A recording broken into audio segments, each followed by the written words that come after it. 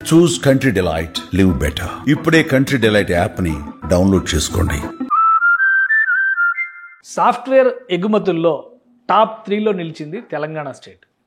హైదరాబాద్ జాతీయ స్థాయిలో తనదైనటువంటి ముద్ర కనబరుస్తూ ఎక్స్పోర్ట్స్లో ఏమాత్రం పట్టు తగ్గలేదు అనేటువంటి నిరూపణ చేసింది. అయితే టోటల్గా ఈ టాలీలో హై పర్ఫార్మెన్స్ చూపించింది అన్నీ కూడా దక్షిణాది రాష్ట్రాలే. ఇందులో ఆంధ్రప్రదేశ్ స్థానం ఎక్కడ ఉంది, దీనిపైన కూడా చర్చ నడుస్తుంది. అసలు చూద్దాం ఈ టోటల్ టాలీ ఏ విధంగా ఉంది, వాళ్ళతో కంపేర్ చేసినప్పుడు తెలుగు రాష్ట్రాల పర్ఫార్మెన్స్ ఏ విధంగా ఉంది ఒకసారి చూద్దాము. ఇది కేంద్రం రిలీజ్ చేసినటువంటి జాబితా 2023-24కి సంబంధించి జాతీయ స్థాయిలో సాఫ్ట్వేర్ ఎక్స్పోర్ట్స్ పైన కేంద్ర ప్రభుత్వం ఇచ్చినటువంటి వివరాలు ఒకసారి మనం పరిశీలించి చూస్తే కనుక నంబర్ 1 పొజిషన్లో కర్ణాటక కొనసాగుతోంది. కర్ణాటక స్టేట్ STPL ద్వారా, అంటే స్టేట్ డెవలప్ చేసినటువంటి technological park, software technology parks of India ద్వారా డెవలప్ చేసినటువంటి వాటి ద్వారా 4,09,95 కోట్ల రూపాయల ఎక్స్పోర్ట్స్ జరిగినట్టుగా, అలానే SEZల ద్వారా జరిగినటువంటి పర్ఫార్మెన్స్ చూస్తే కనుక 2,10,929 కోట్లు కనిపిస్తుంది. మొత్తంగా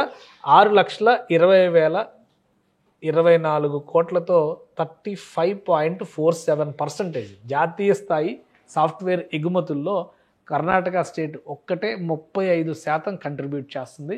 నంబర్ 1 పొజిషన్లో కర్ణాటక నిలబడింది. సో రెండో స్థానంలో ఉన్నటువంటి మహారాష్ట్రతో పోల్చి చూసినప్పుడు కూడా డబుల్ పర్ఫార్మెన్స్ కర్ణాటకకే ఉంది. సో అంత ఈజీ కాదు కర్ణాటకని ఐటీలో కొట్టడం అనేది, అంత ఆషామాషి వ్యవహారం కాదని చెప్పని మరోసారి ప్రూవ్ అయినట్టుగానే మనం చూడాలి. ఇక మహారాష్ట్ర ఈ విషయంలో చూస్తే కనుక 3,45,521 కోట్లతో 19.77% ఎక్స్పోర్ట్స్ని దేశం నుంచి చేస్తుంది. సెకండ్ పొజిషన్లో నిలబడింది. ఆ తర్వాత స్థానాన్ని తెలంగాణ రాష్ట్రం దక్కించుకుంది. మొత్తం చూస్తే తెలంగాణకు సంబంధించి STPL ద్వారా జరుగుతున్నటువంటి ఎక్స్పోర్ట్స్ 1,21,116 కోట్లు కనిపిస్తుంది.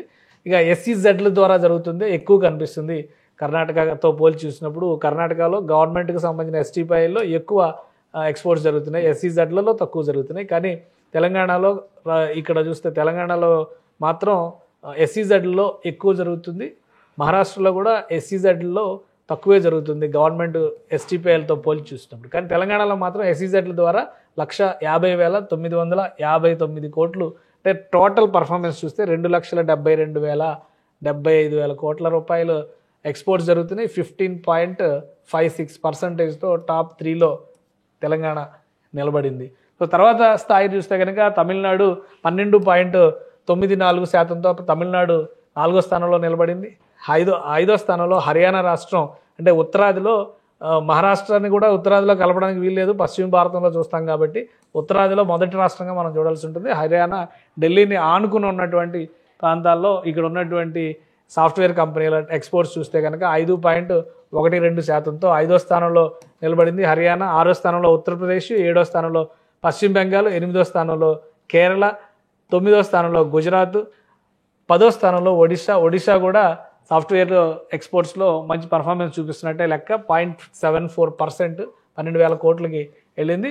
11వ స్థానంలో ఢిల్లీ ఉంది, 12వ స్థానంలో రాజస్థాన్ వచ్చింది, ఆంధ్రప్రదేశ్ 13వ స్థానంలోకి వచ్చింది. అది కూడా కేవలం STPL ద్వారా జరుగుతున్నటువంటి డెవలప్మెంట్ 2,850 కోట్ల రూపాయలు. అటు విజయవాడలో ఉన్నాయి కానీ వైజాగ్లో ఉన్నాయి కానీ SEZలకు సంబంధించి ఏపీలో SEZలు సాఫ్ట్వేర్ రిలేటెడ్ SEZలు అయితే లేవు, అది నాట్ అప్లికబుల్ అని ఇచ్చారు కాబట్టి 0.16%తో ఆంధ్రప్రదేశ్ IT ఎక్స్పోర్ట్స్లో సాఫ్ట్వేర్ ఎక్స్పోర్ట్స్లో 13వ స్థానంలో ఉంది. తెలంగాణ 3వ స్థానంలో ఉంది. 10 స్థానాల డిఫరెన్స్ ఉంది రెండు రాష్ట్రాలకు కూడా. తెలుగు రాష్ట్రాలకి సంబంధించినటువంటి పర్ఫార్మెన్స్ అది. జాతీయ స్థాయి నివేదికలను ఒకసారి మనం పరిశీలించి చూస్తే కనుక దేశం ఏ విధంగా ఉంది, అసలు మొత్తం ఓవరాల్ పర్ఫార్మెన్స్లో మన దేశం నుంచి అవుతున్నటువంటి సాఫ్ట్వేర్ ఎక్స్పోర్ట్స్ చూస్తే కనుక ఓవరాల్గా మన దేశంలో అవుతున్న సాఫ్ట్వేర్ ఎక్స్పోర్ట్స్ విలువ మొత్తం 17,48,141 కోట్ల రూపాయలు ఎక్స్పోర్ట్ అవుతున్నాయి. సో ఇంకా భారతదేశానికి సాఫ్ట్వేర్ రంగంలో తనదైన ముద్ర వేసి విస్తరించడానికి అవకాశం ఉందని చెప్పని కేంద్ర ప్రభుత్వం భావిస్తుంది. దీనికి తగ్గట్టుగా కొత్త టెక్నాలజీలు, కొత్త పరిశ్రమలు, కొత్త విభాగాలు కనుక విస్తరించగలిగితే జాతీయ స్థాయిలో IT రంగం మరింత పుంజుకునేటువంటి ఛాన్సెస్ ఉంటుంది. సో రాబోయే రోజుల్లో దీన్ని అడ్వాంటేజ్గా మలుచుకుంటే కనుక ఆయా రాష్ట్రాల్లో ఈ పర్ఫార్మెన్స్ విషయంలో పోటీ పడడానికి అవకాశం ఉంటుంది. ఇప్పటికీ కూడా ఐటీలో తిరుగులేని రారాజు అంటే కర్ణాటక స్టేట్ అని ఒప్పుకోక తప్పని పరిస్థితి. ఈ డేటా చూస్తే కనుక రాబోయే రోజుల్లో ఏం అద్భుతాలు జరుగుతాయో వేచి చూడాలి. సుమన్ టీవీలో మీ పర్సనల్ అండ్ బిజినెస్ ప్రమోషన్స్ కోసం కింది నెంబర్కి కాంటాక్ట్ చేయండి.